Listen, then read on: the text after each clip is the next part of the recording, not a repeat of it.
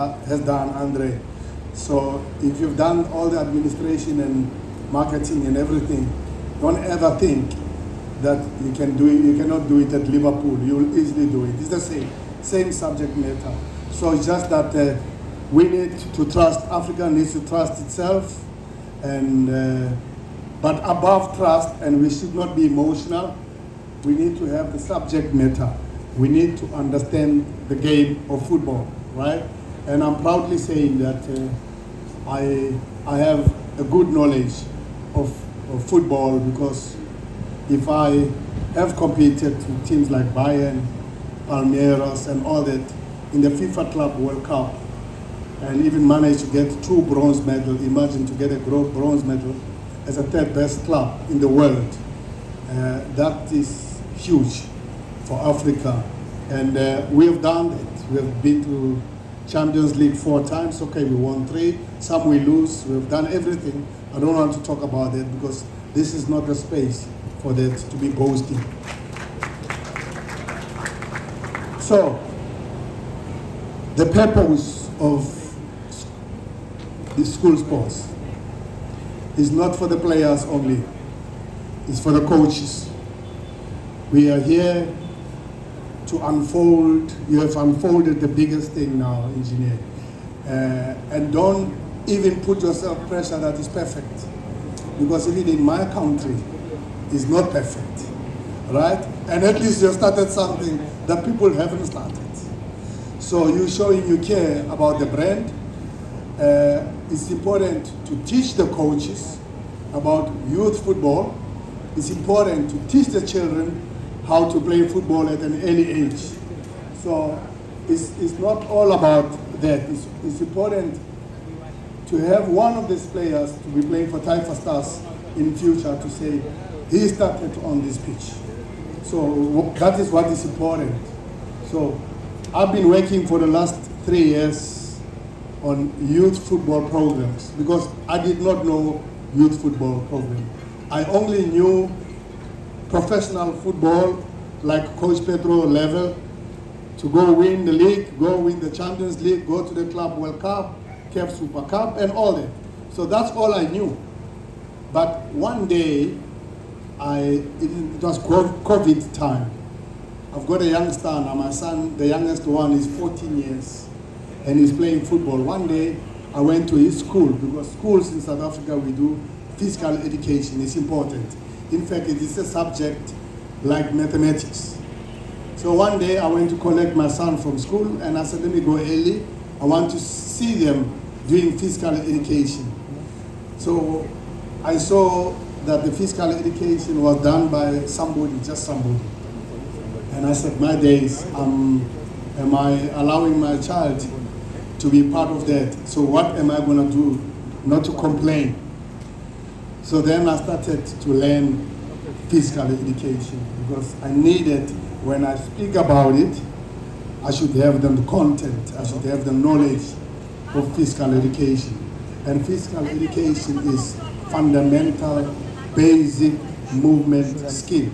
You can't expect a child to run and kick a ball when you have not given the child the basic movement technique of running. We have general movement, we have football movement, we have football specific movement.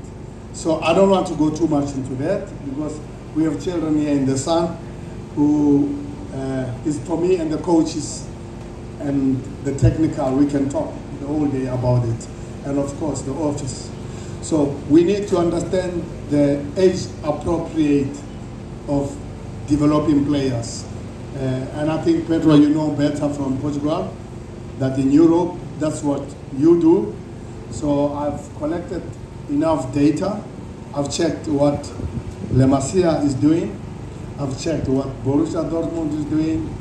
I've checked what FIFA is doing. I've checked what English Football Association is doing. And I've made my research. And I can stand in front of you to say, I know what they are doing in Europe. So I've written a document there. It's a coaching manual.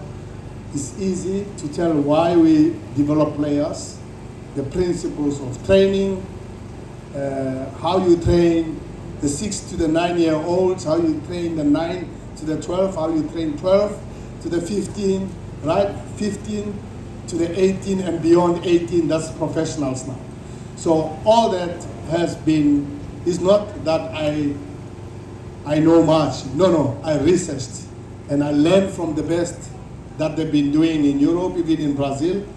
I go over there and see what happens and who is doing what. So I said to you, President, I said, it's about time Africans do their thing. We can do it. You have taken Yanga to where it is. So why can't we technically do it? But we should not be having too much ego. We should understand the subject matter. And I learned a lot from the German Football Federation, how they develop their players. I have learned a lot. I've gathered so much information for the last 3 years. Then I've written a document that I have that I can easily put in front of any European to say, this document complies, is in aligned with what the world is doing.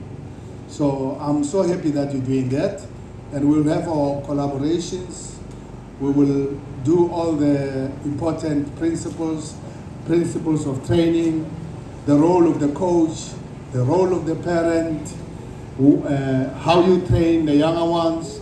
They train different, the duration of the training sessions, the size of the ball, the size of the pitch. I'm happy with this pitch because this is a perfect pitch for youth, because youth at this level, look at these boys, you can't expect them to be playing 11 against 11. The ball is going to go that side, it's not going to come back. And how many times they're going to kick the ball. So the more times you kick, the more times you receive the ball, it gives you an opportunity to improve your skill. So it's like at school, you can't do mathematics once a week. So you do it all the time. So why not football?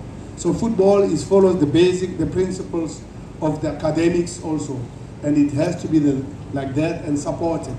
And I'm happy that you have this. I like the artificial pitch, by the way, more than the normal pitch, because no coach can complain or the player can complain about the touch, the first touch. The ball rolls easy, and it is that time, the golden age, that they need to know how to control the ball, because it keeps bouncing, then we skip steps. Right?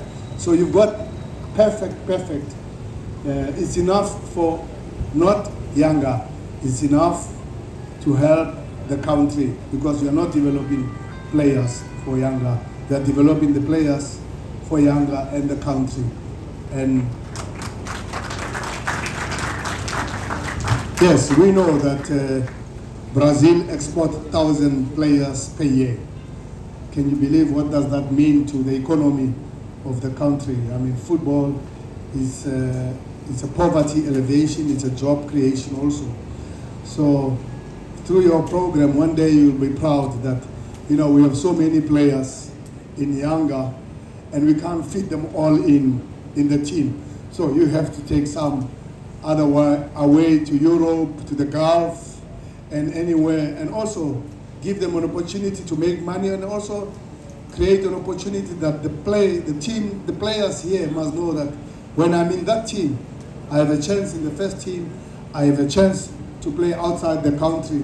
So what you have done and started is unbelievable. So I can talk about all the principles of training, the role of the coach, the role of the parent, what is expected, age-appropriate training, long-term player development, and what are the four cornerstones of a player is the technical, the tactical, the psychological part, the physical part, and the social part, social and life skills.